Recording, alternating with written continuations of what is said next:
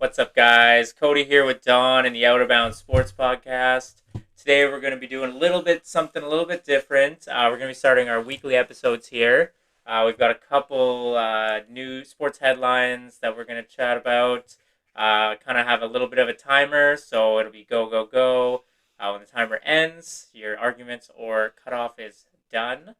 We'll be moving on to the next. We've got 5 topics for you today, ranging from hockey, soccer, a little bit of wrestling as well, I think. And so we'll see you in there.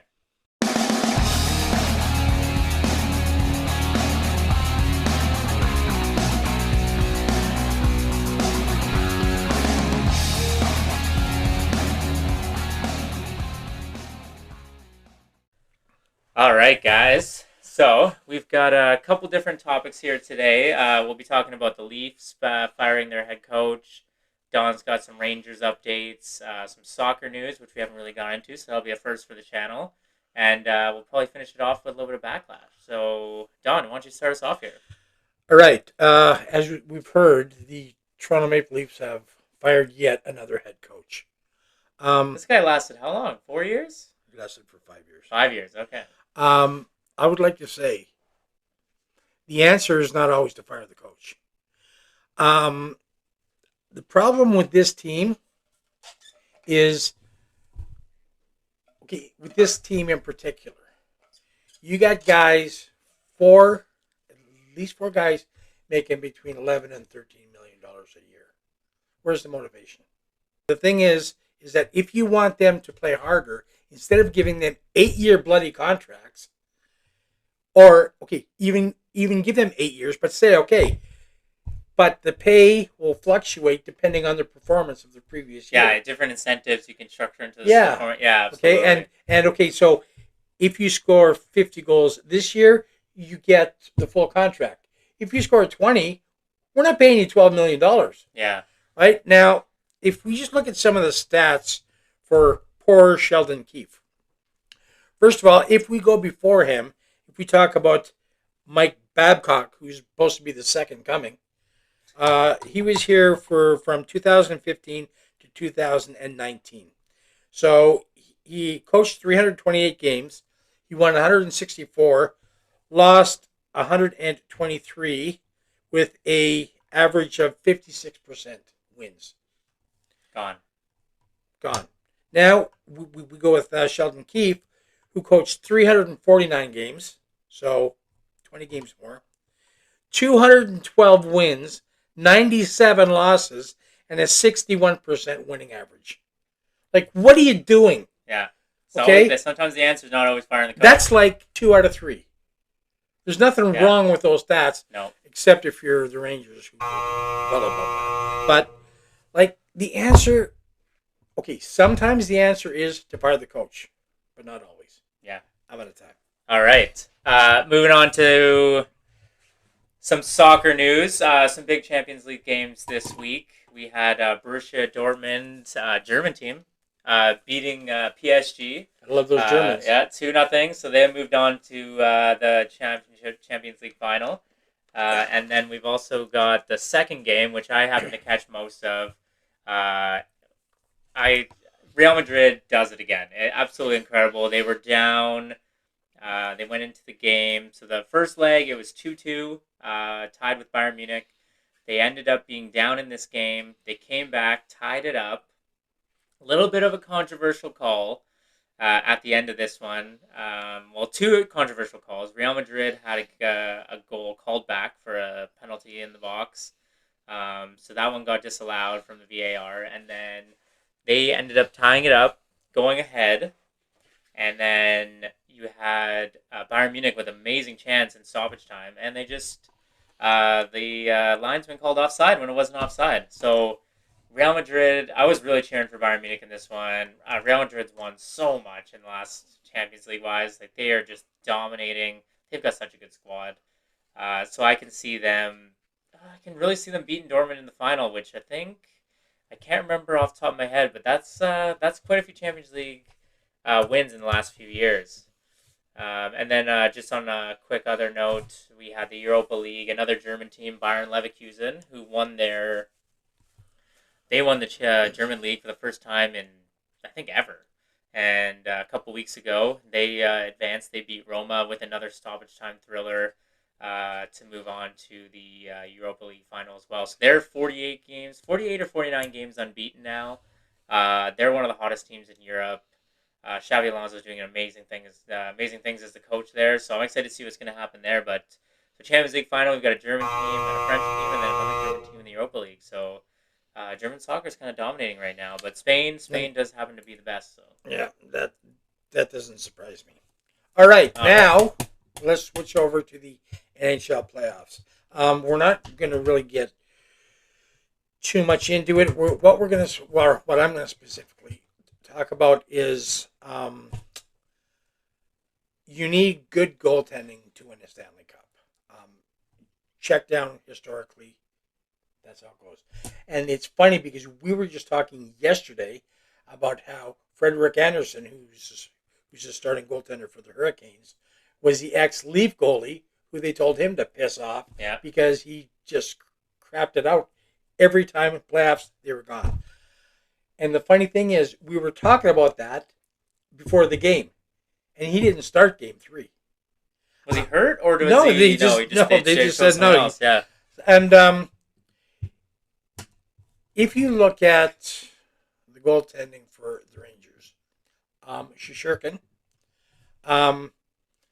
not only is he hot during the playoffs, but he's been hot all season long. That's why they ended up in top spot over the regular season, and they're 7-0 in the playoffs. If you go to the halfway point, just over the halfway point of Game 2, and all of Game 3, Carolina was able to score on him twice in 80 shots. That's not going to win you anything if you're the Hurricane. Meanwhile, they're just popping and I believe in the first 2 games against Carolina, they were averaging about 25 shots a game, and still scoring 4 goals. Yeah. So creating good chances. So if the Leafs want to get anything done, here's a thought: get a bloody goaltender. Okay, and talking about firing the coach, so let's get a goalkeeper in there. Yeah. Absolutely. Well, and another point that I would like to bring up is that the last time that the New York Rangers won the President's Cup and rattled off the first 7 games in the playoffs was in the 93-94 season when they won the Stanley Cup. Yep. And if you look at them historically, they've had stellar goaltending. Eddie Jackman, John Davidson, Van Beesbrook, Richter. I don't know any of these names. Lundqvist. And now Lundqvist, I remember, now they have Shesterkin. Yeah. They've always been in the mix.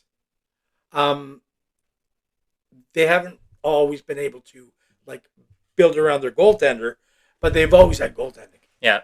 Right? We'll see. Game 3 tonight. Game 4 tonight. Game 4 tonight. No, Correct. tomorrow night. It's Boston. Oh, that's right. They played last night.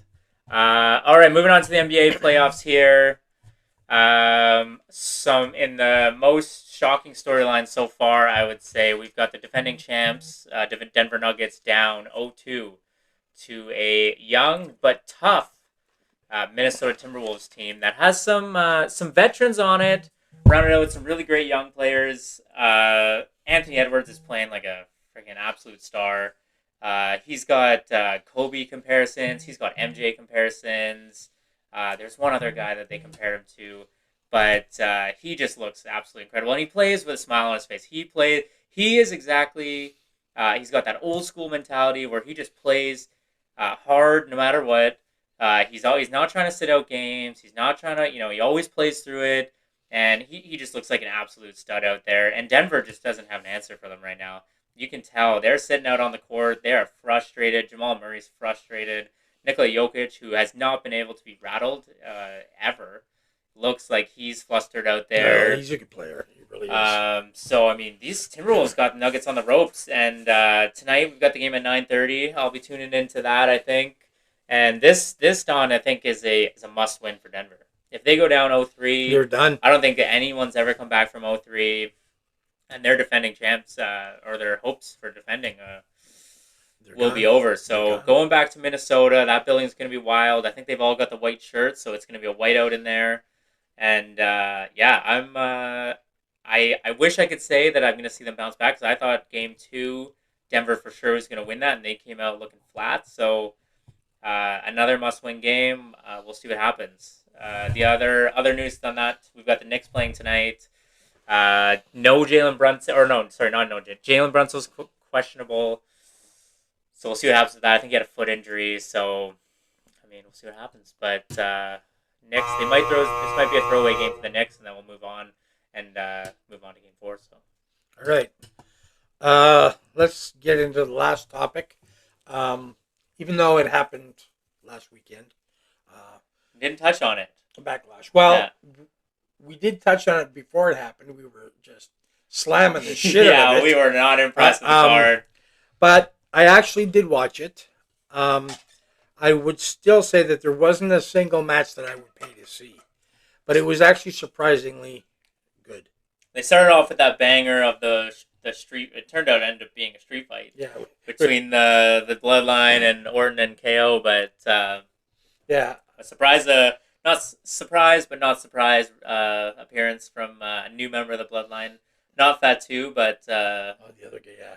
yeah. So and then the rest of the card, the Cody Rhodes, AJ Styles, they put on a good match. That was a but good fight. That was a good I match. think the highlight of that pay-per-view, honestly, and that whole tour was, and I've seen from the WWE fans as well, is the crowds. The crowds in Europe are just absolutely incredible. This was their first time in France.